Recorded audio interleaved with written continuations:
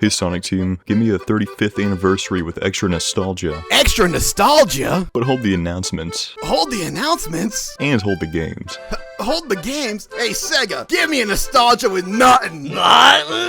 Sonic's 35th anniversary has definitely been a very interesting one. Following half a decade of Sonic's climb back to the top, 2026 was expected to be a huge year for Sonic, as not only have we come hot off the release of some of the best titles the franchise has to offer, but the last 5 years have also seen Sonic become a massive multimedia franchise, spanning movies, TV shows, and many comics showing just how much confidence Sega has with Sonic. But we're almost halfway through the year and we've gotten nothing. It's lonely here. Besides Movie 4's title reveal, we have sat patiently awaiting any news for the future of the Sonic series. The Sonic team did end up coming clutch at Summer Games Fest, not only confirming the Ninja Turtles inclusion along with Aang and Katara, but also confirmed an entire second year of DLC content for Crossworlds, teasing what seems to be a City Escape Crossworld with Godzilla, and what might be my dream collab for Sonic and Evangelion. Along with Sonic Pico Park, that's cool, I guess, but dude, I was absolutely thrilled for year 2 of Crossworlds content. No!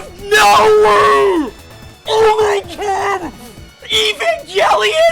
While this doesn't tell exactly how successful Sonic Racing Crossworlds has been, it's very clear that contrary to Sega's own now dated beliefs that this game has become a huge hit. But it hasn't been all love for this 35th anniversary. Some say it's disappointing, underwhelming, or hell, I've seen comparisons to the 15th anniversary, the same year that almost derailed the entire franchise. While of course it's disappointing that we have sat in radio silence in regards to Sonic's future, I think it's a good thing that Sonic Team hasn't revealed anything yet, and this might work out wonderfully in their favor, as now that Sonic has been reprioritized to Sega, we might be in for something big. Now, Sega absolutely stepped out for Summer Game Fest. After Jeff Keighley's confirmation of Sega's involvement in Summer Game Fest during a birthday wish to them, I seriously underestimated just how much Sega had in store for us. Without a doubt, Sega is heading into this renaissance period where they're reinventing the wheel with new spins on established franchises. Alien Isolation has finally gotten a sequel confirmed, Virtua Fighter just got its first story-based title since its inception, and Stranger Than Heaven brought Tupac on. Is that Tupac? And while questionable for Tupac's estate, you have got to admit that Sega is getting really good at building hype and revealing their games, which is what people expected for Sonic to follow as well. But here we are with year 2 of Crossworlds DLC confirmed, and Sonic Pico Park being our 2 biggest reveals so far, we're kinda sitting in a weird spot. This 35th anniversary has been extremely hyped by not only Sonic, but Sega as well, and for it to lead here is relatively disappointing to a degree. But I think the issue arises that with all the leaks and new information, too many people got in their head that Sonic was going to get an announcement and it was going to be something new. Then when faced with the reality that that specific idea, which had no confirmation of even happening in the first place, fell through, all hell had broken loose. Sure, it sucks to sit in relative silence for a while, but we got year 2 of DLC for a game that many speculated wouldn't even make it this far. Year 2 DLC for a spin-off Sonic title. That is legitimately unheard of. It's weird to see that so many people saw confirmation of more DLC for a game initially deemed a failure, just to be blinded by the fact that we had no new game reveal.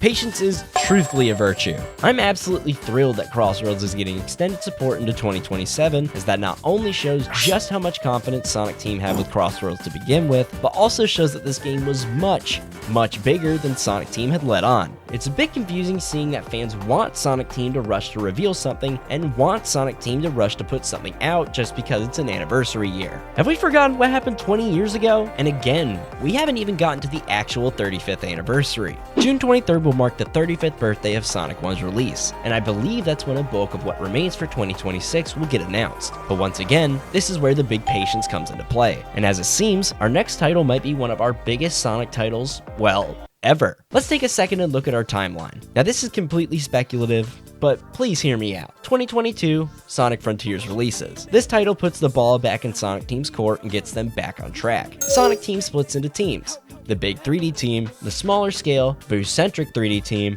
and the 2D team. 3D team begins development on our next big title, and then Superstars releases in 2023. The big 3D team shifts some members over to Shadow Generations to show that they have absolutely improved from Frontiers, but let that work as a teaser for what's to come. Shadow Generations releases, and Crossworlds gets teased. Crossworlds is overseen by Sonic Team, but is mainly developed by the arcade racing division of Sega, giving the big 3D team enough time to flesh out our next title and go absolutely crazy. crazy. You see how long they've been making us play the waiting game? I know this is completely theorized, but along with rumors of a new model is putting us in the perfect storm for an amazing Sonic title. I know it's been hell without announcements, but you guys gotta be patient. Sonic Team is in the perfect position to make this one of their best anniversaries ever, and currently the demand is higher than ever. So now that we're here, when's our next Sonic title releasing? Well, besides the potential of a surprise drop this year, it seems too likely that our next big Sonic title will land in 2027. While I could absolutely be made a liar by Sonic Team, at the pace that we're moving, it makes too much sense. Tons of game studios are pushing back the release dates or dragging them forward in fear of the behemoth that GTA 6 is going to be when it drops. And while releasing near or in tandem with other blockbuster titles hasn't been too far off the course for Sonic,